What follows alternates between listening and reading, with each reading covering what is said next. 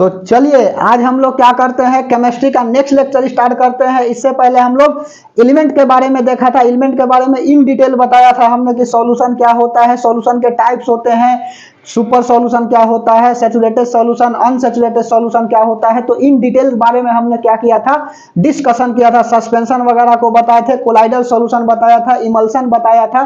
तो previous lecture नहीं देखे हैं तो देख लीजिएगा। आज जो है एटॉमिक स्ट्रक्चर, परमाणु संरचना की बात करेंगे, ठीक है। तो बेहतर होगा कि कॉपी पेन ले करके बैठिएगा और साथ में लिखते चलने का प्रयास करिएगा, ठीक है। चलिए तो हेडिंग लगाइएगा क्या, परमाणु संरचना। परमाणु संरचना, परमाणु संरचना कहने का मतलब होता है एटॉमिक स्ट्रक्चर, ठीक है। एटॉमिक स्ट्रक्चर, STRUTU जो भी हो स्पेलिंग, स्ट्रक्चर, स्ट्रक्चर, ठीक है। परमाणु संरचना, परमाणु संरचना में सबसे पहले बात जो है ना वह परमाणु के बारे में किसने दिया, ठीक है। तो परमाणु के बारे में सबसे पहले जानकारी जो है ना वह कनाद दिया, ठीक है। इसकी जानकारी सर्वप्रथम जो है वह किसने दिया, तो इसकी जानकारी जो है ना सर्वप्रथम आपका कनाद ने दिया। तो परमाणु होता क्या है, परमाणु, परमाणु छोटे छोटे, परमाणु छोटे छोटे, छोटे छोटे अणुओं लिखो या पदार्थों से बना होता है, अणुओं या पदार्थों से बना होता है, ठीक है। Atom is the smallest particle, परमाणु छोटे छोटे अणुओं से, अणुओं या पदार्थों से बना होता है। और सर्वप्रथम लिखते चलो, और सर्वप्रथम, सर्वप्रथम इसकी जानकारी, इसकी जानकारी कनाद ने दिया, ठीक है। इसकी जानकारी किसने दिया, तो इसकी जानकारी जो है ना वह कनाद ने दिया, कनाद ने दिया। लेकिन व्यापक रूप से इसकी जानकारी जो है ना किसने दिया, व्यापक रूप से, व्यापक रूप से इसकी जानकारी किसने दिया, तो व्यापक रूप से इसकी जानकारी जो है ना वह डाल्टन साहब दिए, ठीक है। डाल्टन साहब ने क्या किया, इसकी व्यापक रूप से मतलब एक्सपेंडेड फॉर्म में जानकारी किसने दिया, तो डाल्टन ने दिया। लिख लो डाल्टन, डाल्टन, जेम्स डाल्टन, जो भी लिखना है लिखिए, केवल डाल्टन लिखिए ना। यह जो है जानकारी किसने दिया, डाल्टन दिया। और यही कारण है ना कि डाल्टन को क्या कहा जाता है, एटॉमिक स्ट्रक्चर के जनक कहे जाते हैं, ठीक है। परमाणु के जनक कहा जाता है। लिख लो बगल में यहाँ पर कि यह क्या है जी, तो परमाणु के जनक है। समझ में आई बात, परमाणु बम की बात नहीं बोल रहा हूँ। परमाणु के जनक कौन है, तो यह जो है आपका डाल्टन है। तो व्यापक रूप से इसकी जानकारी किसने दिया, तो डाल्टन ने दिया, ठीक है। डाल्टन ने क्या बताया, तो डाल्टन थ्योरी देख लो, डाल्टन थ्योरी, डाल्टन थ्योरी ने क्या कहा कि जितने सारे एटम है वह छोटे छोटे अणुओं से बना हुआ है और इसको तोड़ा नहीं जा सकता है। Atom is the smallest particle which does not exist, atom ऐसा कोई चीज होता ही नहीं है। Atom is the smallest particle which can not be break down, ठीक है। एटम जो है सबसे छोटे पार्टिकल से बना हुआ है और इसे तोड़ा नहीं जा सकता है। यह बात किसने बोला, तो यह बात जो है ना आपका डाल्टन साहब ने बोला, ठीक है। तो लिख लीजिए एटम, परमाणु, परमाणु छोटे छोटे, छोटे छोटे अणुओं, अणुओं से बना होता है, ठीक है। परमाणु छोटे छोटे अणुओं से बना होता है और इस अणु को, और इस अणु को, इस अणु को तोड़ा नहीं जा सकता है, तोड़ा नहीं जा सकता है। और यह बात किसने बोला, तो यह बात जो है ना आपका बोलने वाले डाल्टन साहब है, ठीक है। कि जैसे कि यहाँ पर यह एटम है और एटम के अंदर जो है ना छोटे छोटे बहुत सारे पार्टिकल होते हैं, ठीक है। एटम के अंदर क्या होता है, तो सामान्य रूप से इलेक्ट्रॉन, प्रोटॉन और न्यूट्रॉन होते हैं, ठीक है। तो इसकी जानकारी किसने दिया, तो इसकी जानकारी जो है ना, इलेक्ट्रॉन प्रोटॉन की खोज की बात हम नहीं कह रहे हैं जी, ध्यान से समझिएगा। एटम की जानकारी जो है सर्वप्रथम किसने दिया, तो सर्वप्रथम ने कनाद दिया। लेकिन व्यापक रूप से एक्सपेंडेड फॉर्म में किसने दिया, तो डाल्टन साहब ने दिया, ठीक है। अब एटम के अंदर क्या क्या उपस्थित होते हैं इस बात को बता देते हैं, ठीक है। एटम के अंदर उपस्थित क्या क्या होते हैं, जो जो इंपॉर्टेंट बात है उसी बात को लिखाते चलते हैं। वैसा नहीं कि लेकर के थ्योरी बताने लगे डाल्टन का, ठीक है, पोस्टुलेट वगैरह, ठीक है। तो क्या लिखेंगे, परमाणु के अंदर क्या क्या उपस्थित होते हैं, परमाणु के अंदर उपस्थित, उपस्थित चार्ज लिखो, उपस्थित पदार्थ लिखो या चार्ज लिखो। परमाणु के अंदर उपस्थित क्या, तो उपस्थित जो है ना पदार्थ लिखे या चीज लिखो, उपस्थित चीज लिखो, ठीक है। उपस्थित चीज, जैसे कि आप यहाँ पर एक परमाणु बनाइए। एटम के स्ट्रक्चर कैसा होती है, तो एटम जो है ना गोलाकार होता है। एटम कैसा है, तो एटम जो है ना गोल होता है, ठीक है। एटम के सेंटर में क्या होते हैं, तो एटम के सेंटर में न्यूक्लियस होते हैं जिसको नाभिक बोला जाता है। ध्यान से बात समझिएगा, सब इसका डिस्कवरी बता रहे हैं, पूछता है कि न्यूक्लियस का डिस्कवर किसने किया था। यह मेरे भाई मेरे दोस्त एटम है, ध्यान से समझना। एटम के सेंटर में क्या है, न्यूक्लियस है, ठीक है। न्यूक्लियस को क्या बोला जाता है, नाभिक बोला जाता है। हम नाभिक लिख रहे हैं जी, कोई उल्टा सीधा नहीं समझेगा, ठीक है। यह नाभिक हो गया। और यहाँ पर क्या है, तो यह जो है ना प्रोटॉन होते हैं प्लस चार्ज, ठीक है। यह भी प्लस चार्ज होता है, धनावेशित होता है, यह भी प्रोटॉन है, ठीक है। तो यह क्या है आपका, तो प्रोटॉन है, प्रोटॉन को प्रोटॉन ही लिखेंगे। और यहाँ पर इलेक्ट्रॉन इसके चारों तरफ घूमते रहता है। बता रहे हैं कहानी, पहले समझते तो चलो। इलेक्ट्रॉन है, इसके अलावा भी क्या होते हैं, तो इसके अलावा भी होते हैं आपका पॉजिट्रॉन, न्यूट्रिनो, मेसॉन, पाई मेसॉन, ठीक है। तो लिख देता हूं परमाणु के अंदर क्या क्या होते हैं। तो परमाणु के अंदर जो है ना अस्थायी रूप से कण होता है और एक अस्थायी रूप से कण होता है। तो परमाणु के अंदर उपस्थित कण वगैरह लिख दे, चीज के जगह कण लिख देते हैं तो बेहतर रहेगा। तो परमाणु के अंदर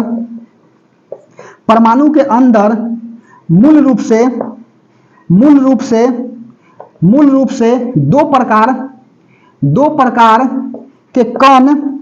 दो प्रकार के कण पाए जाते हैं, ठीक है। कण पाए जाते हैं, कौन कौन होता है, दो प्रकार मेरे भाई। तो एक अस्थायी कण होता है, और दूसरा जो है ना वह अस्थायी कण होता है, ठीक है। अस्थायी कण होता है, ध्यान से समझिएगा। अस्थायी कण में कौन कौन आ जाएगा, तो अस्थायी में आ जाएगा प्रोटॉन, न्यूट्रॉन और इलेक्ट्रॉन, ठीक है। तो लिख लो, अस्थायी कण में हो गया प्रोटॉन हो गया, इलेक्ट्रॉन हो गया, उसके बाद में न्यूट्रॉन हो गया। ध्यान से मेरी बात को सुनते चलना, यहां से सवाल जो है ना पूछता है जनरल कंपटीशन में जी, ठीक है। तो अस्थायी कौन कौन हो गया, तो प्रोटॉन हो गया, इलेक्ट्रॉन हो गया और न्यूट्रॉन हो गया, ठीक है। और अस्थायी कण क्या होता है, तो पॉजिट्रॉन हो गया, पॉजिट्रॉन हो गया, उसके बाद में न्यूक्लियॉन हो गया, न्यूक्लियॉन हो गया, एंटी न्यूक्लियॉन हो गया, एंटी न्यूक्लियॉन हो गया, मेसॉन हो गया, उसके बाद में पाई मेसॉन हो गया।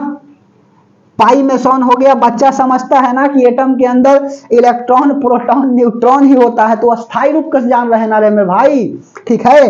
Positron, nucleon, anti nucleon, meson और पाई मेसॉन, यह जो है ना अस्थायी रूप से होता है परमाणु के अंदर कण, ठीक है। इसी को हम लोग क्या बोलते हैं, परमाणु के मूल कण क्या होता है, तो वैसे कण जिसको दूसरे कण की आवश्यकता नहीं होती है, वही तो परमाणु की मूल कण कहलाता है, ठीक है। दूसरे कण की आवश्यकता नहीं है, उसी को बोला जाता है परमाणु के मूल कण। यही तो क्या है, परमाणु के मूल कण है।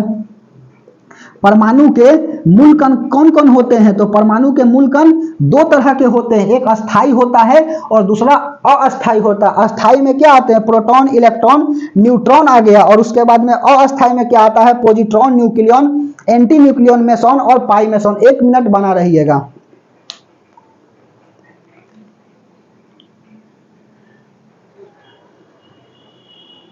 सब कुछ ठीक ठाक आ रही है, बस यही देखना था कि ठीक ठाक आ रही है कि नहीं, ठीक है। चलिए इसको मिटा दें।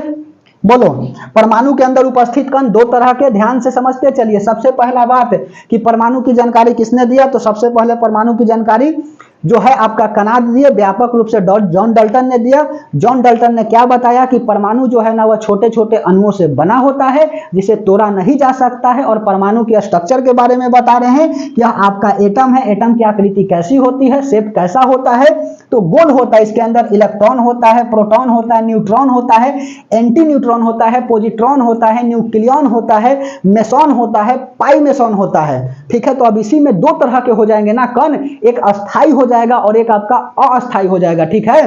तो अस्थायी कण में हो जाते हैं प्रोटॉन, इलेक्ट्रॉन, न्यूट्रॉन, और अस्थायी कण में हो जाते हैं positron, nucleon, anti nucleon, meson और पाई मेसॉन, ठीक है। चलिए इसको मिटा दें।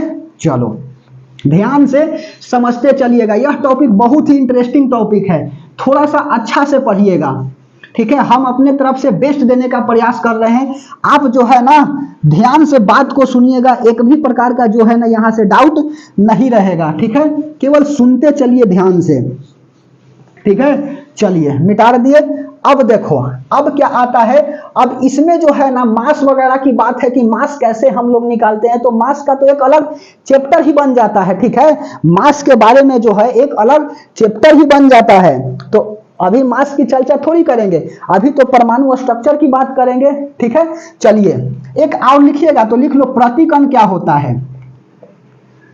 प्रतिकण क्या होते हैं, तो प्रतिकण कहने का अर्थ है ना, सुनो कि प्रतिकण, यह प्रतिकण है क्या, तो प्रतिकण जो है ना दो अपोजिट कण को, उसी को हम लोग बोलते हैं प्रतिकण, अर्थात दोनों आपस में मिल जाएगा ना तो एक दूसरे को नष्ट कर देगा, उसी को बोला जाता है प्रतिकण, ठीक है।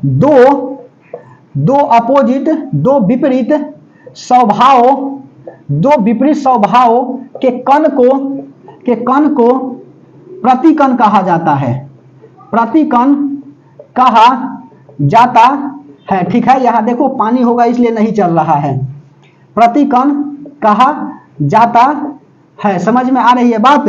तो दो विपरीत स्वभाव के कण को प्रतिकण कहा जाता है, जैसे कि एग्जांपल में समझिएगा, इलेक्ट्रॉन हो गया एंड प्रोटॉन हो गया, ठीक है। इस पर माइनस चार्ज होते हैं, इस पर प्लस चार्ज होते हैं, दोनों मिलेगा तो एक दूसरे को क्या कर देगा, नष्ट कर देगा, दोनों मिलेगा तो एक दूसरे को क्या कर देगा, नष्ट कर देगा। कल से खाना खा करके नहीं पढ़ाएंगे, ठीक है, इसीलिए जो है ना थोड़ा सा आप लेजी टाइप का लग रहे हैं आज, ठीक है। फिर भी जब तक तोड़ेंगे नहीं तब तक छोड़ेंगे नहीं, ठीक है। दो विपरीत स्वभाव के कण को प्रतिकण कहा जाता है, इलेक्ट्रॉन हो गया प्रोटॉन हो गया, यह दोनों मिलेगा तो क्या हो जाएंगे, यह नष्ट हो जाएंगे। और नोट में एक बात लिख लीजिएगा, पूछा हुआ सवाल कि इलेक्ट्रॉन जो है ना वह अस्थायी कण है कि अस्थायी कण है, तो मेरे भाई इलेक्ट्रॉन जो है ना वह न्यूक्लियस के चारों ओर घूमता है, इसलिए यह अस्थायी है, ठीक है। जबकि आपका नाभिक जो है ना न्यूक्लियस वह आपका अस्थायी है, ठीक है। यह बात पूछा हुआ है इसलिए ध्यान से समझिएगा, ठीक है। तो लिख लो, इलेक्ट्रॉन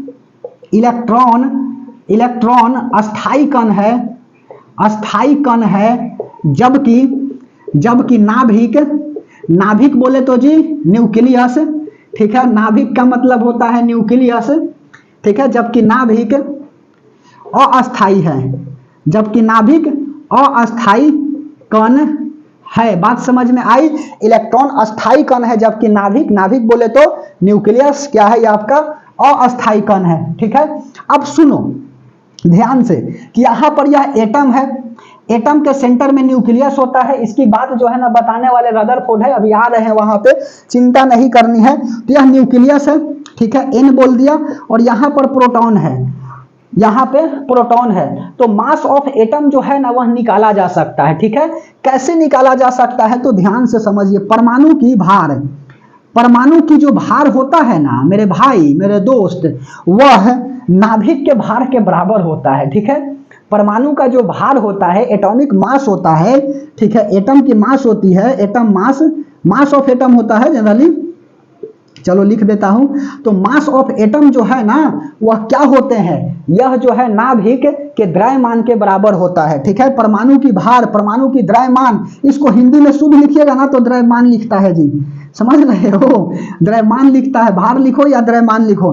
तो परमाणु की भार द्रव्यमान जो है ना वह किसके बराबर होता है, तो नाभिक के द्रव्यमान के बराबर होता है, नाभिक, ठीक है। नाभिक बोले तो न्यूक्लियस, बार बार बोल रहे हैं कि हम नाभिक बोल रहे हैं, ठीक है। नाभिक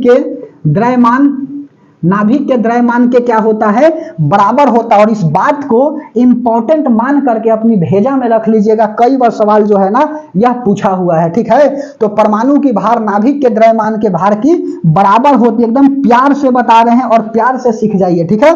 तो परमाणु की भार कैसे निकालते हैं, तो मास ऑफ एटम निकालने का मेरे दोस्त, ठीक है, तरीका होता है कि मास ऑफ प्रोटॉन ले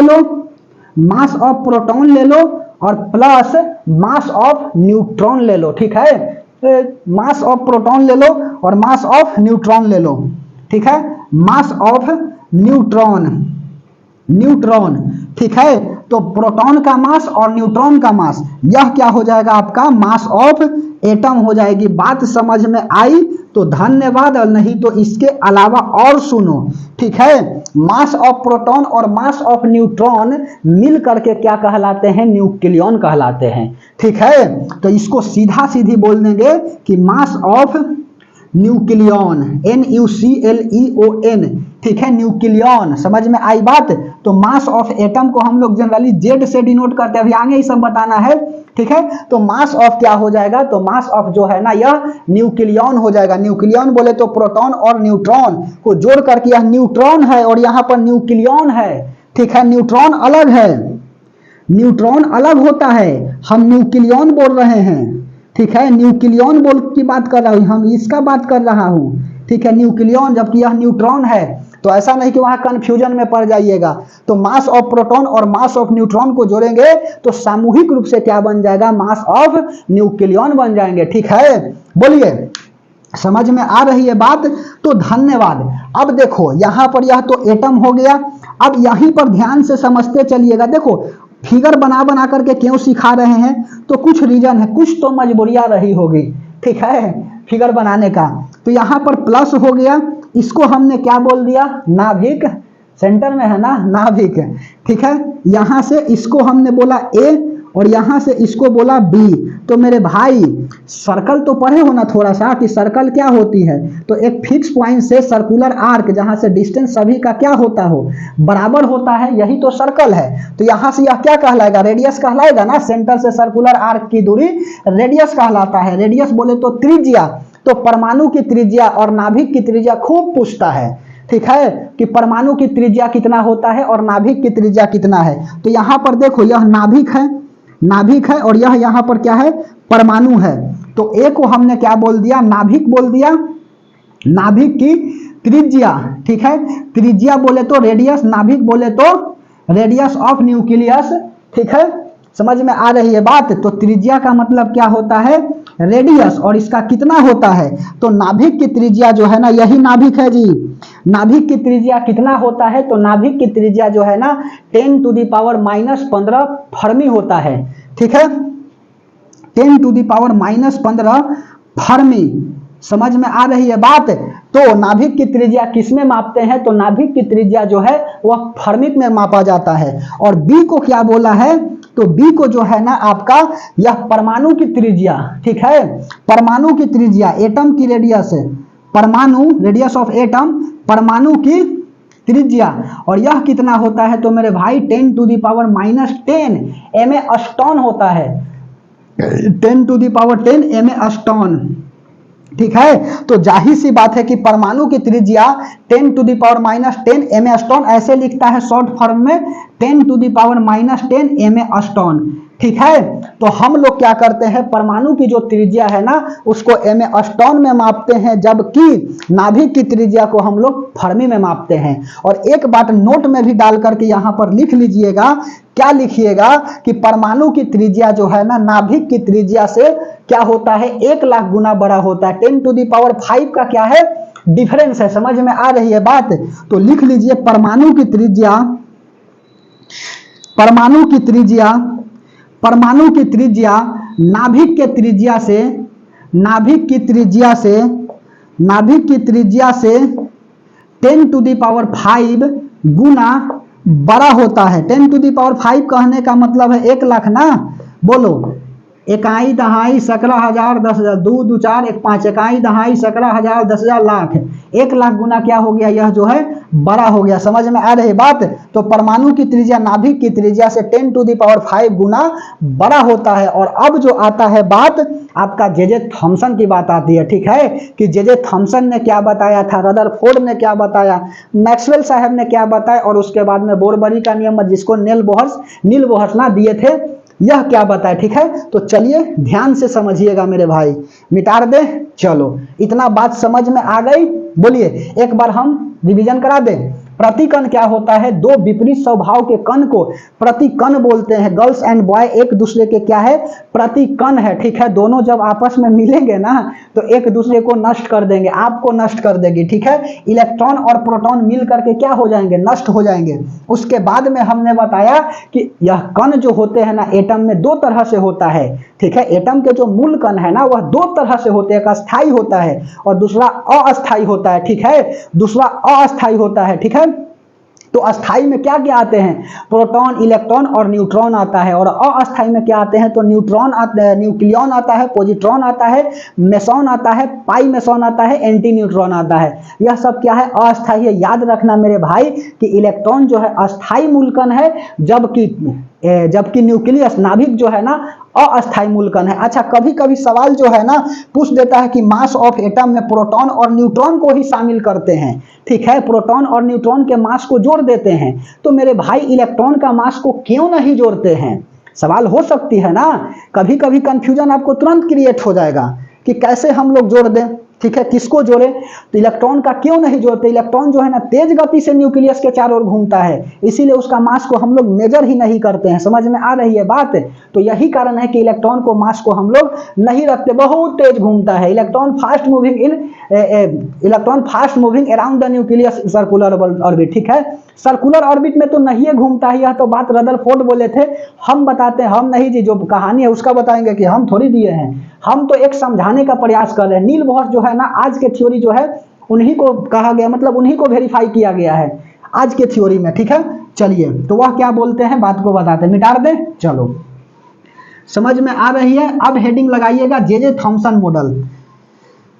डाल्टन साहब तो बता दिए, डाल्टन ने सीधा बताया था कि एटम छोटे छोटे अणुओं से बना है जिसे तोड़ा नहीं जा सकता है, ठीक है। अब आता है जे थॉमसन। जे थॉमसन ने क्या बताया, तो जे थॉमसन के बारे में चलिए कहानी को करते हैं, ठीक है। बोलिए, राहें जहां तक जाएगी राहगीर वहां तक जाएगा, तुम दरिया से क्या पूछते हो नीर कहां तक जाएगा, खींच धनु की डोरी साधो अपनी मंजिल का, बाद में देखेंगे कि तीर कहां तक जाएगा, ठीक है। चलिए, तो हेडिंग लगा लीजिए आप जे थॉमसन मॉडल, ठीक है। J Thomson model, J Thomson model, ठीक है। J Thomson model of atom. यह लगता है कि आज ज्यादा भींगा हुआ है, ठीक है। चलिए, कोई दिक्कत नहीं, परेशानियां आएगी लेकिन जब तक तोड़ेंगे नहीं तब तक छोड़ेंगे नहीं, यह लक्ष्य होना चाहिए, ठीक है। अब कर भी क्या सकते हैं जी, ठीक है। तो लिख लीजिए J Thomson model, J Thomson model of atom, ठीक है। जे थॉमसन का सिद्धांत, यह जे थॉमसन ने क्या बतलाया, तो सुनो, जे थॉमसन ने बताया कि एटम जो है ना वह एटम कैसा होता है। परमाणु संरचना जब बात बता ही रहे हैं कि परमाणु कैसा होता है, अभी तो बता दिए कि परमाणु गोल होता है, ठीक है। तो इन्होंने कहा कि परमाणु ना गोल होता है ना टेढ़ा होता है, परमाणु जो है ना वह तरबूजा की तरह होता है, वाटरमेलन की तरह होता है, ठीक है। तो इसके अनुसार परमाणु मतलब एटम, परमाणु वाटरमेलन तरबूज, इसके अनुसार परमाणु तरबूज के तरह, तरबूज बोले तो वाटरमेलन, सीबीएसई वाले वाटरमेलन लिखेंगे,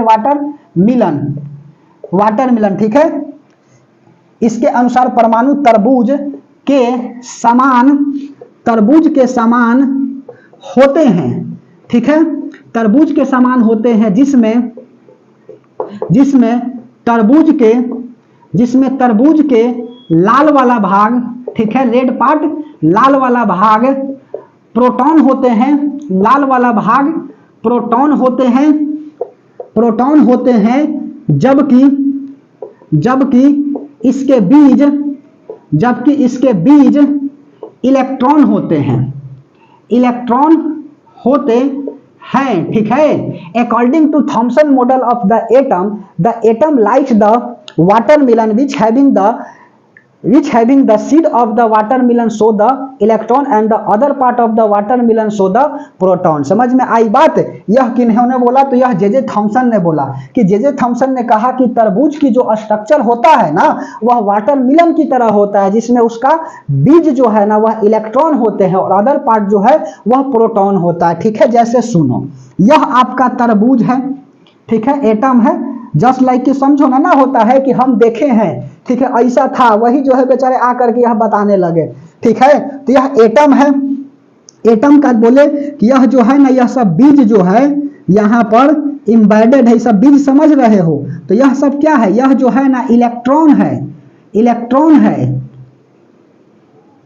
है, और यह सब जो बच गया ना रेड वाला पार्ट, यह जो लाल वाला भाग बच गया, तो यह सब क्या है, तो यह सब जो है ना यह आपका प्रोटॉन है। समझ में आई बात?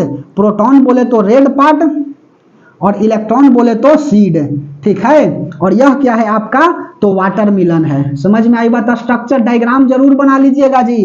तो वाटरमेलन, समझ में आई बात? जे थॉमसन ने क्या बोला? तो जे थॉमसन ने बोला कि परमाणु जो होता है ना वह तरबूज की तरह होता है, जिसमें इसके बीच इलेक्ट्रॉन होते हैं और उसके बाद में अदर पार्ट प्रोटॉन होता है। और एक बात यहां से और लिख लीजिएगा नोट में डाल करके कि इन्होंने बोला कि जितना इलेक्ट्रॉन होते हैं इसमें उतना ही प्रोटॉन भी होता है। Number of electron and number of proton, number of electron and number of proton are in equal amount which having the net charge will be the zero, ठीक है। जितना आपका प्रोटॉन है उतना ही न्यूट्रॉन है।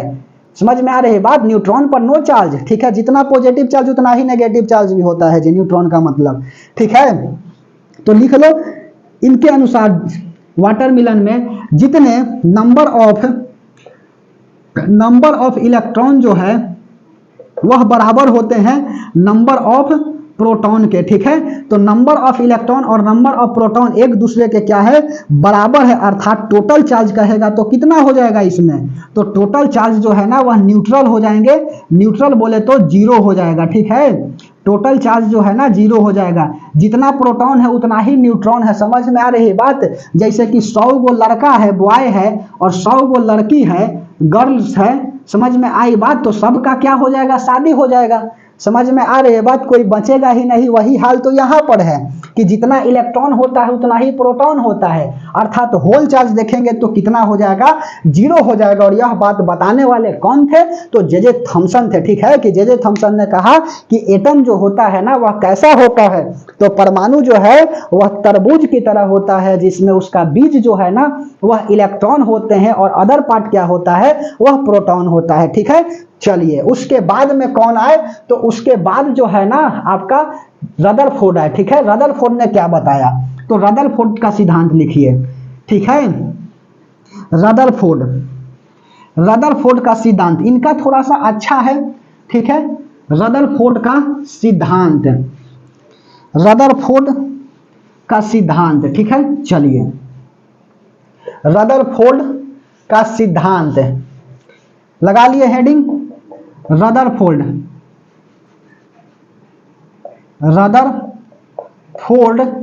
का सिद्धांत, रदरफोर्ड का सिद्धांत इन्होंने क्या बोला? तो यह तो क्लास 9 से स्टार्ट होता है और क्लास 12 तक खत्म नहीं होता है जी रदरफोर्ड का नियम पढ़ाते पढ़ाते, ठीक है। चलिए तो यहाँ पर जो हम लोग का काम का चीज है वही ना बताएंगे। तो इन्होंने क्या किया? तो अपने एक्सपेरिमेंट में गोल्ड फॉइल लिया। ध्यान से समझिएगा, ठीक है। अपने एक्सपेरिमेंट में क्या लिए हैं? यह गोल्ड फॉइल लिए हैं, ठीक है। और यह कैसा है? बहुत पतला है, ठीक है। यह गोल्ड फॉइल लिया, एकदम प्यार से बता रहे हैं। यह गोल्ड फॉइल लिया और गोल्ड फॉइल लिया तो इससे क्या किए हैं? तो अल्फा पार्टिकल को पास कराए हैं, ठीक है। अल्फा पार्टिकल लिखो या अल्फा रे को क्या किए हैं? पास कराए हैं। तो मेरे भाई मेरे दोस्त अल्फा लाइट को क्यों पास कराए हैं? तो क्योंकि इसके भेदने की जो क्षमता होती है ना वह ज्यादा होती है। ऐसे तो गामा रे का सबसे ज्यादा होता है, लेकिन यहां पर इन्होंने क्या किया है? अल्फा पार्टिकल को लिया है। तो सवाल सीधे एक बार पूछ दिया था ना कि रदरफोर्ड अपने एक्सपेरिमेंट में किस फॉइल का इस्तेमाल किया था? तो गोल्ड फॉइल का इस्तेमाल किया था, ठीक है। समझ में आ रही है बात? यहां पर स्क्रीन ऐसे लगा दिए थे कि ताकि जो है ना वह दिखाई दे। तो एक्सपेरिमेंट हम बता रहे हैं ना अभी, बोलिए, ठीक है। तो इन्होंने क्या किया? यहां से अल्फा पार्टिकल लाइट को पास कराया, ठीक है। तो पास कराया तो देखो क्या हुआ, ठीक है। अल्फा लाइट को पास कराया तो यहां से जब अल्फा लाइट को पास कराए ना तो यह सीधे पास कर गया। फिर यहां से अल्फा पार्टिकल लाइट को पास कराए, गोल्ड फॉइल से सीधे पास कर गया। फिर उसके बाद में यहां से पास कराए तो यह जो है ना अपने पास से थोड़ा सा भटक गया। फिर यहां से पास कराएं तो फिर जो है यह भटक गया। फिर उसके बाद में यहां से लाइट पास कराए, ध्यान से समझिएगा। यहां से लाइट पास कराए तो यह भी अपने पाथ से भटक गया। फिर उसके बाद में यहां से लाइट पास कराए तो फिर देखा कि इन्होंने अपने पाथ से भटक गया, ठीक है। समझ में आ रही है बात? फिर यहां से लाइट को पास कराया तो देखा कि सीधे पास कर गई, ठीक है, सीधे पास कर गई। समझ में आ रही है बात? यहां से लाइट पास कराया तो यह भी क्या हो गया? स्ट्रेट पास कर गया। देखो ध्यान से समझिएगा। और यहां पर भी स्ट्रेट पास कर गया, स्ट्रेट पास कर गया। और यह जो है ना वह डिफ्लेक्ट हो गया, डिफ्लेक्ट हो गया। डिफ्लेक्ट कैसे? तो सम एंगल से, बहुत छोटा एंगल से डिफ्लेक्ट हुआ। सम एंगल से हम क्यों लिख रहे हैं, हम समझाएंगे कुछ, इसलिए ध्यान से समझिएगा। सम एंगल से डिफ्लेक्ट हो गया, लेकिन जब यह बेचारे किए क्या, ठीक है, कि सेंटर से पास कराए, तो सेंटर से पास कराए ना, तो यह अपने ही पाथ पर वापस लौट आया जी। ठीक है, मैं तो ठहरा परदेसी साथ क्या निभाओगे, सुबह पहली गाड़ी से घर को लौट जाओगे। ठीक है, तो यहां से जैसे ही लाइट पास कराया, तो यह सेंटर से पास कराया ना, तो अपने ही पाथ पे वापस लौट आया। तो कहा कि ओह माय गॉड, ये क्या हुआ। ठीक है, व्हाट इज दिस। ठीक है, यह क्या है, बोलो। यह तो 8वां अजूबा हो गया जी। समझ में आ रही है बात, कि अपने ही पाथ पर क्या हो गया, वापस लौट आया। अभी तक तो ठीक था कि कुछ लाइट जो है ना, बहुत लाइट, कुछ लाइट का मैक्सिमम लाइट तो सीधे पास ही कर गया था। यह 12,000, कोई कोई 20,000 भी देता है, कोई कोई 8,000 भी देता है, तो इस पर हमको नहीं दिक्कत है। जो आपको लिखना है लिख दीजिएगा, 8,000, 12,000, 20,000। तो इन्होंने अल्फा पार्टिकल लाइट को 12,000 टाइम्स, हम एनसीईआरटी को मानते हैं, 12,000 टाइम्स जो है ना वह पास कराए। तो देखे क्या कि मैक्सिमम लाइट जो है ना, मैक्सिमम अल्फा पार्टिकल सीधे पास कर गया। तो पास कर गया, तो इसका मतलब है कि एटम का मैक्सिमम भाग खोखला है। ठीक है, कुछ है ही नहीं, ऐसे मारे खटाक से पास कर गया। ठीक है, सीधे पार कर गया। तो पार कर गया, तो इसका मतलब क्या है कि एटम का मैक्सिमम भाग खोखला है। उसके बाद में जो है मैक्सिमम लाइट पार कर गया, तो मैक्सिमम भाग खोखला। कुछ लाइट जो है ना अपने एंगल से डिफ्लेक्ट हो गया। तो इसका अर्थ क्या बनता है कि कुछ पॉजिटिव चार्ज से टकरा गए होंगे पार्टिकल से, और अपने पाथ से क्या हो गए, यह भटक गए। ठीक है, तो यह कुछ भटक गए। क्यों भटक गए? तो इसलिए भटक गए कि यह पार्टिकल से टकरा गया होगा, पॉजिटिव पार्टिकल से टकरा गया होगा, और टकराने के बाद अपने पाथ से भटक गया।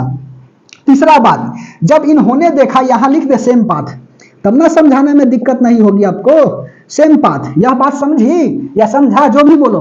स्ट्रेट, स्ट्रेट क्यों हुआ? क्योंकि मैक्सिमम भाग जो है एटम का क्या है, खोखला है। समझ में आ रही है? Maximum part of the atom will the hollow. ठीक है, maximum part of the atom is hollow, will नहीं, atom of the maximum part of the atom is hollow. ठीक है, एटम की मैक्सिमम पार्ट क्या है, यह हॉलो है।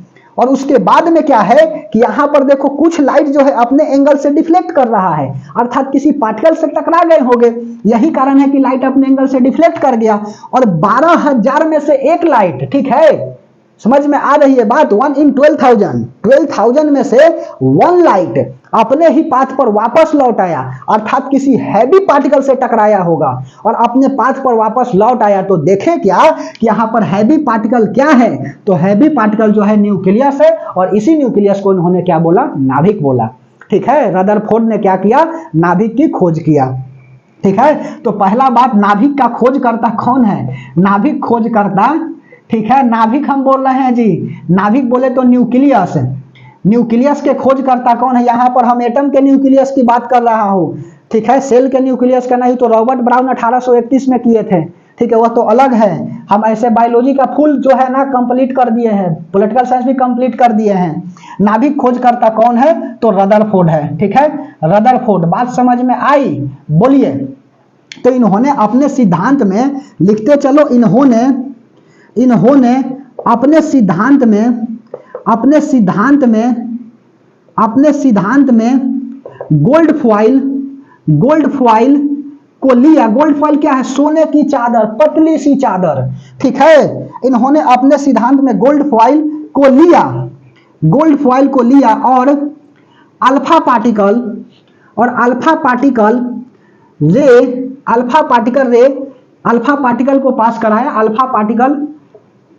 को पास कराया। ठीक है, अल्फा पार्टिकल को पास कराया। तो परिणाम इन्होंने क्या देखा, रिजल्ट इन्होंने देखा, परिणाम, ऑब्जर्वेशन देखा, ऑब्जर्वेशन रिजल्ट अलग हो जाएगा, रिजल्ट आपकी लिखेंगे ऑब्जर्वेशन। इन्होंने देखा क्या, तो इन्होंने देखा कि मैक्सिमम लाइट पार कर गया। ठीक है, अधिकतम लाइट, मैक्सिमम लाइट पास कर गया। मैक्सिमम अल्फा पार्टिकल सीधे पार कर गई,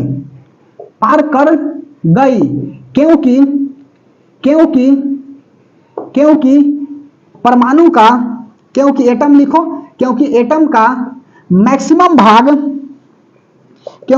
का मैक्सिमम भाग खोखला होता है। क्योंकि एटम का मैक्सिमम भाग खोखला हॉलो होता है, और यही कारण है ना कि मैक्सिमम लाइट क्या कर गए, सीधे पार कर गए। ठीक है, दूसरा ऑब्जर्वेशन देखो, रिजल्ट भी साथ में लिख देते हैं जी। ऑब्जर्वेशन एंड रिजल्ट, ऑब्जर्वेशन में यह देखा और बताया क्या, क्योंकि के बाद क्या बताया, क्यों ऐसा हुआ भाई, तो रिजल्ट बता दिया क्योंकि मैक्सिमम भाग खोखला है। तो ऑब्जर्वेशन और रिजल्ट साथ में लिख लीजिए, काहे ला दूसरा जगह हेडिंग लगाइएगा। 9th-10th का सिलेबस थोड़ी पढ़ रहे, कंपटीशन का पढ़ रहे हैं, आपको भी पता है। तो मैक्सिमम अल्फा पार्टिकल सीधे पार कर गए क्योंकि एटम का मैक्सिमम भाग क्या होता है, खोखला होता है। दूसरा देखो ऑब्जर्वेशन, दूसरा इन्होंने देखा कि कुछ लाइट जो है ना अपने एंगल से डिफ्लेक्ट हो गया, कुछ एंगल से क्या हो गए, डिफ्लेक्ट हो गए। तो इसका कारण है कि यह कुछ पार्टिकल से टकरा गए होंगे। ठीक है, पॉजिटिव पार्टिकल से टकरा गया। कुछ लाइट, कुछ अल्फा पार्टिकल, कुछ अल्फा पार्टिकल, कुछ अल्फा पार्टिकल अपने अपने पाथ से, अपने रास्ते से, अपने पाथ से भटक गए, भटक गए। क्योंकि रिजल्ट, क्योंकि यह पॉजिटिव पार्टिकल से, positive charge particle, positive charge particle बोले तो proton, positive charge particle, proton लिख लो, प्रोटॉन पॉजिटिव चार्ज पार्टिकल से टकरा गए होंगे, से टकरा गए होंगे। यह बात बताया। कुछ लाइट जो है ना, कुछ अल्फा पार्टिकल अपने पाथ से भटक गए। ठीक है, कुछ अल्फा पार्टिकल अपने पाथ से भटक गए और बहुत सारे मैक्सिमम पास कर गया, और कुछ भटक गए कुछ एंगल से।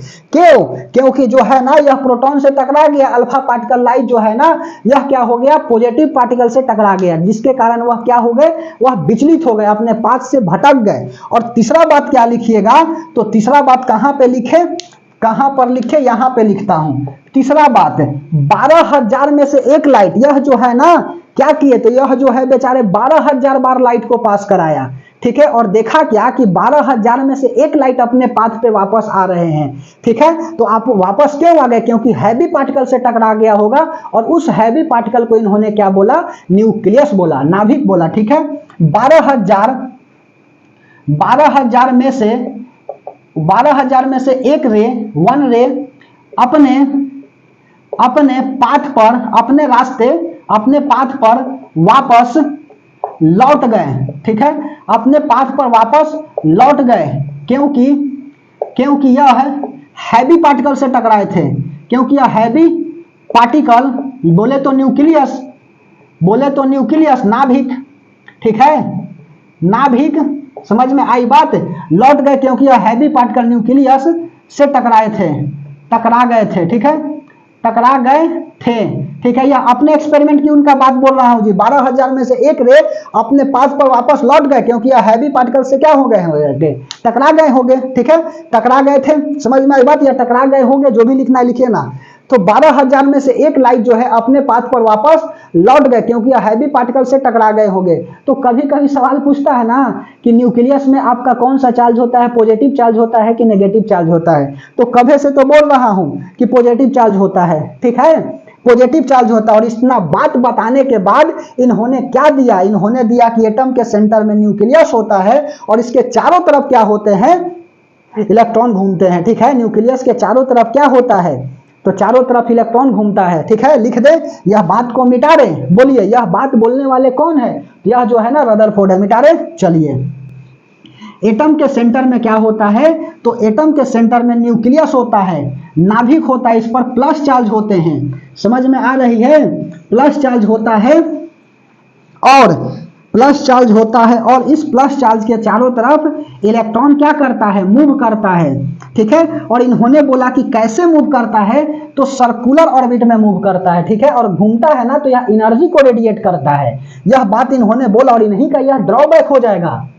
ठीक है, तो इन्होंने क्या बोला, इन्होंने कहा कि एटम, परमाणु, परमाणु के सेंटर, केंद्र में नाभिक पाया जाता है, परमाणु के केंद्र में नाभिक पाया जाता है, पाया जाता है, और इसके चारों तरफ, और इसके चारों तरफ इलेक्ट्रॉन, इसके चारों तरफ इलेक्ट्रॉन, और इसके चारों तरफ इलेक्ट्रॉन वृत्तीय गति करता है, इसके चारों तरफ इलेक्ट्रॉन वृत्तीय गति करता है, ठीक है, वृत्तीय गति करता है। दूसरा बात लिख लेना है, क्या लिखना है कि वृत्तीय गति करता है। जब यह वृत्तीय गति करता है तो ऊर्जा को बनाता है, ठीक है, ऊर्जा को बनाता है, एनर्जी डेवलप करता है। और यही बात जो है ना इनकी गलत हो जाएगी, ठीक है, इनकी बात क्या हो जाएगी, गलत हो जाएगी। जब इलेक्ट्रॉन नाभिक के, नाभिक बोले तो न्यूक्लियस, जब इलेक्ट्रॉन नाभिक के चारों ओर घूमती है तो ऊर्जा बोले तो एनर्जी बनाती है, डेवलप करती है, बनाती है। और यही इनका क्या हो जाएगा, यही बात जो है ना, यह दोनों इनका ड्रॉबैक हो जाएगा जी, ड्रॉबैक हो जाएगा। और यही बात को काटेंगे कौन, तो नील बोहर्स काटेंगे बोरबरी का नियम, ठीक है, अभी बता रहे हैं, यही इनका ड्रॉबैक हो जाएगा। इन्होंने सीधा बोल दिया कि इलेक्ट्रॉन जो है ना वह न्यूक्लियस के चारों तरफ घूमता है, वृत्तीय मोशन करता है, सर्कुलर मोशन करता है। गलत बात है, सर्कुलर मोशन थोड़ी करता है, यह फिक्स ऑर्बिट में घूमता है, उस ऑर्बिट को डिस्क्रीट ऑर्बिट बोलते हैं, ठीक है, सॉरी। जब इलेक्ट्रॉन नाभिक के चारों ओर घूमती है तो ऊर्जा एनर्जी बनाती है, और यह भी बात भी गलत है, कोई एनर्जी डेवलप नहीं करता है, ठीक है, कोई एनर्जी जो है ना डेवलप नहीं करता। थोड़ा सा मैक्सवेल का सिद्धांत पढ़ लीजिए ना। देखो मैक्सवेल का सिद्धांत इन्होंने क्या बोला, मैक्सवेल लॉ, मैक्सवेल सिद्धांत, मैक्सवेल प्रिंसिपल, मैक्सवेल सिद्धांत, सुनो इन्होंने क्या दिया, तो इन्होंने विद्युत चुंबकीय का सिद्धांत दिया, ठीक है, विद्युत चुंबकीय का सिद्धांत दिया।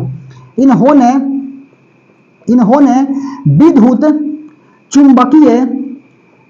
विद्युत चुंबकीय का सिद्धांत दिया, ठीक है, विद्युत चुंबकीय, इलेक्ट्रोमैग्नेटिक का दिया जी, ठीक है, विद्युत चुंबकीय का सिद्धांत दिया। समझ में आ रही है बात, इलेक्ट्रोमैग्नेटिक प्रिंसिपल दिए। इन्होंने विद्युत चुंबकीय का सिद्धांत दिया और बताया कि कोई भी अणु, बताया कि कोई भी पार्टिकल वृत्तीय गति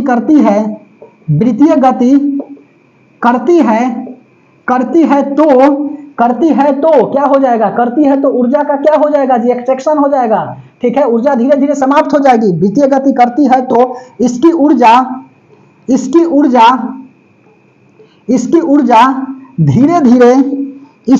धीरे धीरे समाप्त हो जाती है, ठीक है। जबकि यह कह रहे हैं ना कि ऊर्जा डेवलप करता है, और यह कह रहे हैं कि इसकी ऊर्जा जो है धीरे धीरे समाप्त हो जाएगी। जाहिर सी बात है, गोले गोले घूम रहा है तो धीरे धीरे एनर्जी रिड्यूस हो जाएगी ना, और उसके बाद में क्या हो जाएंगे, इलेक्ट्रॉन खटाक से गिर जाएंगे। अर्थात जो है ना इनका सिद्धांत को अस्थायी बताए हैं मैक्सवेल साहब, ठीक है। तो इन्होंने विद्युत चुंबकीय का सिद्धांत दिया और बताया कि कोई भी पार्टिकल, ठीक है, वृत्तीय गति करती है, कोई भी पार्टिकल, आइदर में लिख लीजिए इलेक्ट्रॉन, ठीक है, वृत्तीय गति करती है तो इसकी ऊर्जा धीरे धीरे कम हो जाती है, ठीक है, कम हो जाती है। और यही बात बोले तो यदि इलेक्ट्रॉन के लिए करेंगे, यदि एटम के लिए करेंगे, एटम को देखेंगे हम लोग तो क्या होगा, इलेक्ट्रॉन वृत्तीय गति करेगा तो इलेक्ट्रॉन वृत्तीय गति करेगा तो ऊर्जा धीरे धीरे समाप्त हो जाएगी, धीरे धीरे समाप्त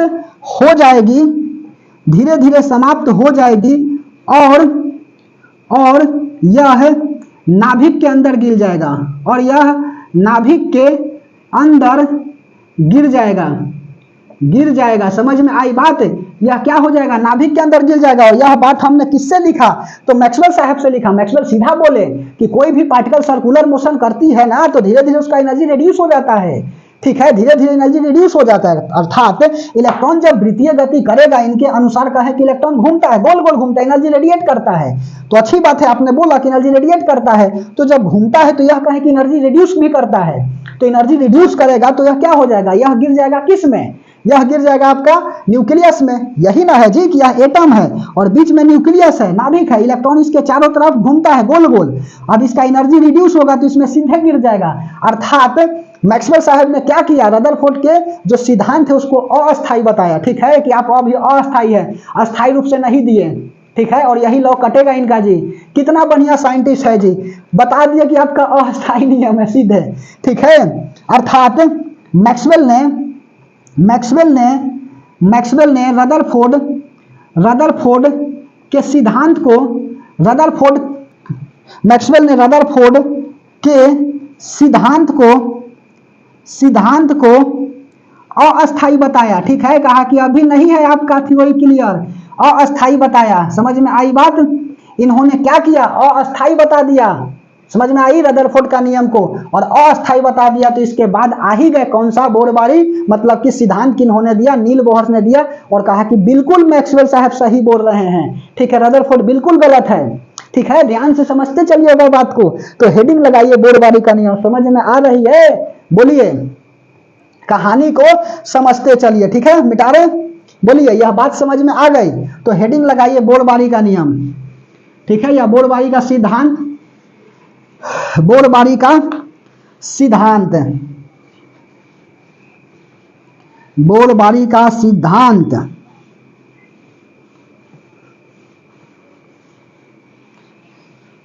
मिटा दिए? चलिए हेडिंग लगा लीजिए बोरबारी।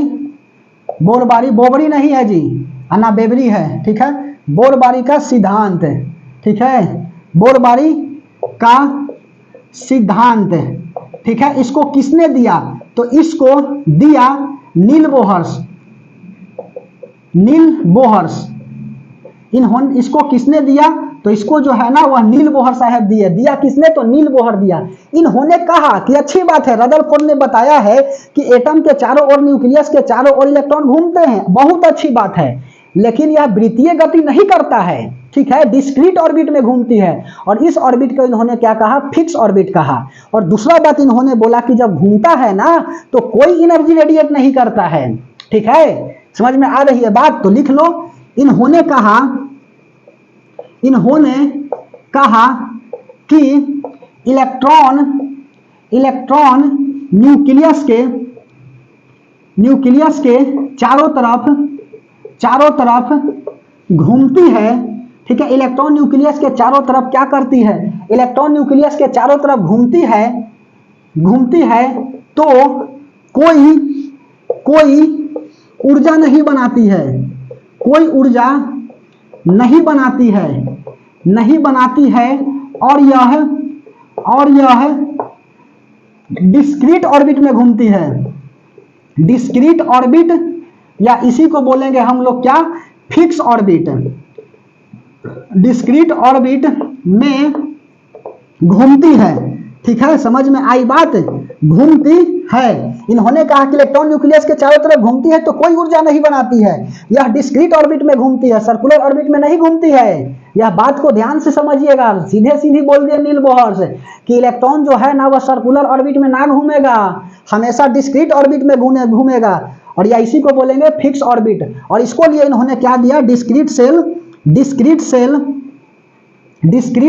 सेल दिया, और उसके बाद में इसका नाम रखा डिस्क्रीट सेल का KLM और N। ठीक है, KLMN नाम दिया। जैसे कि यहां पर क्या है? आपका न्यूक्लियस है, यहां पर K सेल हो गया, L सेल हो गया, M सेल हो गया, और उसके बाद में N सेल हो गया। ठीक है, अंदर में होगा। ठीक है, तो यहां पर इसको K बोला, L बोला, M बोला, N बोला। ठीक है, एक बच्चा कहा ना कि सर KLMN ही क्यों लिखते हैं? जो लिखना है XYZW लिखना है लिख दीजिए, किताब में KLMN लिखा होता है, हम भी KLMN लिख दिए। ठीक है, तो डिस्क्रीट सेल को इन्होंने नाम क्या दिया? डिस्क्रीट सेल का नामांकरण किया, डिस्क्रीट सेल का नामांकरण KLMN किया। ठीक है, और इसके लिए मैक्सिमम नंबर ऑफ इलेक्ट्रॉन के लिए फॉर्मूला दिया। ठीक है, maximum number of electron shell में हो सकते हैं, और कितना हो सकते हैं? Maximum number of electron shell में हो सकते हैं। इसके लिए फार्मूला क्या बताया? तो फार्मूला जो है ना वह 2n² बताया, जहां n की वैल्यू क्या होगा? 1 2 3 4 इंटीजर होंगे, डॉट। ठीक है, अर्थात फर्स्ट सेल में कितना होगा? K सेल में कितने इलेक्ट्रॉन आएंगे? K सेल में नंबर ऑफ इलेक्ट्रॉन निकालो। कैसे निकालोगे? तो n की वैल्यू कितना हो जाएगा? 1, और यहाँ पर 2 × 1 का स्क्वायर करेंगे, बराबर कितना आ जाएगा? 2 आ जाएगा। समझ में आ रही है? 2n², 2n के जगह 1 का स्क्वायर, तो 2 नहीं आ जाएगा। तो फर्स्ट सेल में K सेल के लिए कितना आ गया इलेक्ट्रॉन? 2 इलेक्ट्रॉन आ गया। ठीक है, तो अर्थात इसमें कितने इलेक्ट्रॉन स्टेबल हो सकते हैं? 2 इलेक्ट्रॉन जो है ना वह स्टेबल हो सकते हैं इसमें। ठीक है। के सेल में कितने इलेक्ट्रॉन स्टेबल हो सकते हैं? 2 इलेक्ट्रॉन जो है ना वह अस्टेबल हो सकते हैं, ठीक है। यह बात समझ में आ रही है? नील बोहर्स का के बाद एल सेल का देखो, एल सेल में एन का वैल्यू 2 हो जाएगा और यहां पर रखेंगे क्या 2 इंटू 2 का स्क्वायर, तो यह कितने हो जाएंगे 2 इंटू 2 का स्क्वायर करेंगे तो यह 4 दूना 8, 2 दूना 4 दूना 8 हो जाएगा ना। अर्थात सेकंड सेल में कितना आ जाएगा? तो सेकंड सेल में 8 आएगा, 1 2 3 4 5 6 7 8, ठीक है। तो सेकंड सेल में कितना इलेक्ट्रॉन जो है ना वह अस्टेबल रहता है? तो 8 इलेक्ट्रॉन जो है ना वह अस्टेबल रहता है। और यह सवाल जो है पूछा हुआ है, ठीक है, कि सेकंड ऑर्बिट में कितने नंबर ऑफ इलेक्ट्रॉन जो है ना वह अस्टेबल होंगे? तो 8 नंबर ऑफ इलेक्ट्रॉन जो है वह अस्टेबल होंगे। के एल हो गया। एम सेल को देख लो, एम सेल को देख लो तो n बराबर 3, ठीक है। और यहां पर रखेंगे 2 इंटू 3 का स्क्वायर, सीधा फार्मूला पर पुट कर रहे हैं जी n के जगह, तो 3 तिया 9 दूना 18, ठीक है। तो तीसरा सेल में कितना हो जाएगा? 18 इलेक्ट्रॉन, इसमें इस तरह से करो 18 गो, ठीक है। समझ में आ रही है बात? 18 गो स्टेबल हो जाएंगे। और उसी तरह से जो है ना के एल एम एन सेल देखो, एन सेल में एन की वैल्यू कितना हो जाएगी? 4 और 2 इंटू 4 का स्क्वायर 4 चौको 16 दूना 32, ठीक है। लास्ट सेल में कितना इलेक्ट्रॉन स्टेबल रहेगा? तो 32 इलेक्ट्रॉन जो है ना यह स्टेबल रहेगा। और इसके अनुसार इन्होंने क्या बोला, ठीक है, इन्होंने बोला कि जब कोई इलेक्ट्रॉन नीचा से ऊपर जाता है, ठीक है, नाभिक से दूर जाता है तो एनर्जी को गेन करता है, और नाभिक के पास आता है तो एनर्जी को रिड्यूस करता है स्टेबल होने के लिए।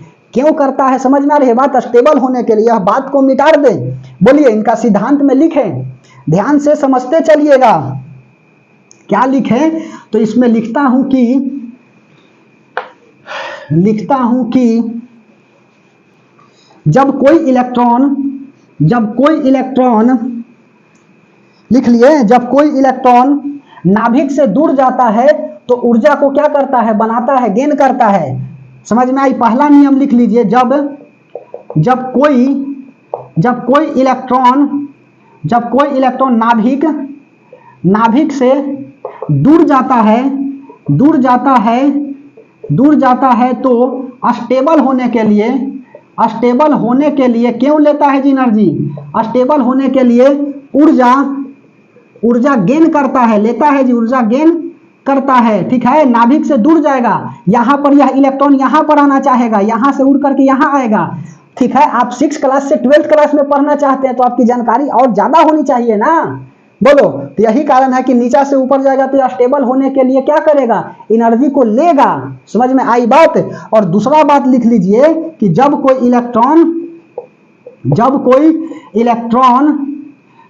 इलेक्ट्रॉन नाभिक के पास आता है, नाभिक के पास, ठीक है, नाभिक के पास आता है, ऊपर से नीचे आते हैं, ठीक है, यहां से लेकर के यहां इलेक्ट्रॉन है और यहां पर आना चाहता, कहीं भी आ सकता है, तो यह एनर्जी को रिड्यूस करेगा, ठीक है। हम बात मान के चलिए कि हम बैठ के 12th क्लास में तो आराम से शांत ना रहेंगे, बोलिए कि अब वहां पर अपनी विद्वानता दिखाने जाएंगे। समझ में आ रही है बात? तो क्या होगा? आराम से शांत रहेंगे। वही हाल यहां पर भी होगा कि जब कोई इलेक्ट्रॉन नाभिक के पास आता है तो ऊर्जा को गिव अप करता है, छोड़ देता है जी, गिव अप करता है। गिव अप का मतलब छोड़ना, ठीक है, छोड़ देता है, गिव अप करता है। समझ में आई बात? गिव अप कर देता है, जैसे ही वह क्या आता है, ऊपर से नीचे आता है। तो क्यों ऐसा करता है? स्टेबल होने के लिए करता है। और नोट में बात डाल करके लिख लीजिए कि इलेक्ट्रॉन का खोज किसने किया था और मास कितना होता है, चार्ज कितना होता है, ठीक है। तो यहां पर ऐसे लिखो, इलेक्ट्रॉन हो गया, उसके बाद में यहां पर खोजकर्ता, इलेक्ट्रॉन का खोजकर्ता कौन है, उसके बाद में यहां पर फिर मास लिख लीजिए कि मास कितना होता है, द्रव्यमान, और उसके बाद में चार्ज लिख लीजिए, चार्ज बोले तो आवेश, ठीक है, आवेश। समझ में आई बात? बोलो, आवेश की बात कर रहा हूं। तो इलेक्ट्रॉन का खोज जो है ना वह जे थॉमसन किए थे, जे थॉमसन। इलेक्ट्रॉन के बाद हो गया प्रोटॉन का खोज किसने किया था? गोल्डस्टीन, ठीक है, ई गोल्डस्टीन कोई लिखता है, गोल्डस्टीन। और उसके बाद में न्यूट्रॉन का खोज किसने किया था? चैडविक जो है ना, जेम्स चैडविक यह खोज किए थे। तो इलेक्ट्रॉन पर मास कितना होता है 9.1 into 10 to the power -31 kg, ठीक है। उसके बाद में न्यूट्रॉन हो गया, प्रोटॉन का मास कितना होता है, तो प्रोटॉन का मास होता है 1.6725 into 10 to the power -27 kg होता है। और न्यूट्रॉन का मास कितना होता है 1.6748 10 टू द पावर -27 kg। मतलब लगभग प्रोटॉन का मास और इलेक्ट्रॉन प्रोटॉन का मास और न्यूट्रॉन का मास क्या होते हैं, बराबर ही होते हैं। समझ में आई बात, यह बराबर ही होते लगभग, यह तो 1 AMU के बराबर होता, लिख ले 1 AMU एटॉमिक मास यूनिट। कल बताएंगे AMU क्या होता है, किसी भी एटम के मास को कार्बन के 12वें एलिमेंट से तुलना करते हैं, कार्बन के 1/12 part of mass of atom से क्या करते हैं, तुलना करते हैं, वही क्या कहलाता है आपका 1 AMU कहलाता है। किसी भी एटम के मास को कार्बन के 1/12 पार्ट ऑफ एटम से कंपेयर करते हैं तो वह एटॉमिक मास यूनिट कहलाता है, ठीक है। अच्छा, इस पर चार्ज कैसा होता है इलेक्ट्रॉन पर, तो नेगेटिव चार्ज होते हैं, प्रोटॉन पर पॉजिटिव चार्ज होते हैं और न्यूट्रॉन पर नो चार्ज होता है, ठीक है। न्यूट्रॉन पर क्या होता है, नो चार्ज होता है। इसके लिए कोड कोई को बताता है ना जी, ऐसे कोड क्या बताता है कि ईंट पर नाच, ठीक है, ईंट पर नाच का मतलब इलेक्ट्रॉन हो गया। इलेक्ट्रॉन का खोज किसने किया, थॉमसन। प से हो गया प्रोटॉन और प्रोटॉन से लिखता है रदरफोर्ड। तो रदरफोर्ड ने क्या किया था, तो रदरफोर्ड ने जो है ना इसका नामकरण किया था। प्रोटॉन का नामकरण किसने किया, ठीक है, तो प्रोटॉन का नामकरण जो है ना वह रदरफोर्ड किए, जबकि खोज जो है ना वह गोल्डस्टीन किए थे। यह बात को ध्यान से समझिएगा मेरे भाई मेरे दोस्त, गोल्डस्टीन क्या किए थे, प्रोटॉन का डिस्कवर किए थे, जबकि नामकरण जो है ना वह रदरफोर्ड किया। नोट में बात यहां लिख दे, प्रोटॉन की खोज गोल्डस्टीन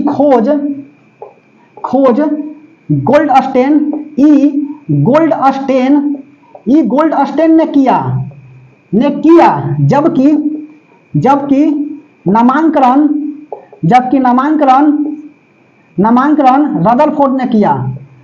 नामांकन रदरफोर्ड ने किया, ठीक है। यह बात को ध्यान से समझिएगा।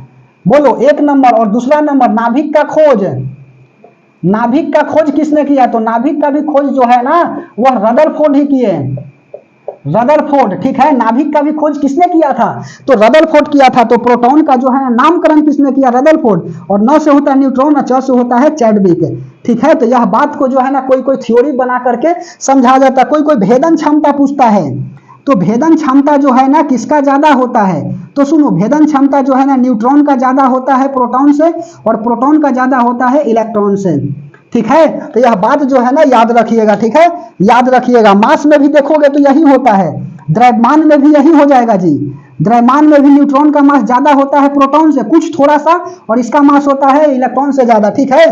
तो यह बात को यहीं से तो लिख रहे हैं। बोलो कल जो है रिलेटिव मास वगैरह की बात करेंगे, ठीक है। उसके बाद में एटॉमिक नंबर, एटॉमिक मास कैसे निकालते हैं, समझ में आ रही है बात। एटॉमिक मास वगैरह की बात करेंगे, फिर उसके बाद में और क्या बताएंगे, तो आइसोबार आइसोटॉप्स की बात करेंगे, फिर उसके बाद में क्वांटम नंबर वगैरह सिखाएंगे निकालने के लिए, ठीक है। तो यहाँ पर आपका क्या हो जाता है, परमाणु संरचना का एक भाग जो है खत्म हो जाता है, दूसरा भाग थोड़ा सा भी बाकी है जी, ठीक है। रिलेटिव मास वगैरह जो है बताना है। बोलिए क्लास कैसा लगा, इतना देर से बक रहे हैं, मुझे पता नहीं कि मैं कितना देर से बक रहा हूं बिना देखे हुए। आपका भी दायित्व तो बनता है ना कि हम मेहनत कर रहे हैं, एक हाथ दीजिएगा ना तभी ताली बजेगा। हम एक हाथ अपना दे दिए हैं, आप भी एक हाथ दीजिएगा तभी ताली बजेगा, क्योंकि ताली जो है ना हमेशा एक हाथ से नहीं बजती है, ताली जो है ना हमेशा 2 हाथ से बजती है। हम बोलना चाह रहे हैं एक हाथ से जो है ना ताली कभी नहीं बजती है, ठीक है। तो अच्छा से पढ़नी है, समझ में आ रही है बात। इसीलिए ना बोले कि अच्छा से पढ़नी है और आपको बात याद रखनी है कि राहें जहां तक जाएगी राहगीर वहां तक जाएंगे। तुम दरिया से क्या पूछते हो कि नीर कहां तक जाएगा, खींच धनु की डोरी साधो अपनी मंजिल का, बाद में देखेंगे कि तीर कहां तक जाएगा। क्योंकि आपको भी पता है कि लग चुकी है तलब मंजिल की, खुद को आग में झोंक लेंगे। ये ठोकरे कहती है मारा जाएगा, हौसला कहता है देख लेंगे। पड़ोसी कहता है मारा जाएगा, हौसला कहता है देख लेंगे, ठीक है। तो हम लोग क्या करते हैं, नेक्स्ट क्लास में मिलते हैं, तब तक के लिए धन्यवाद।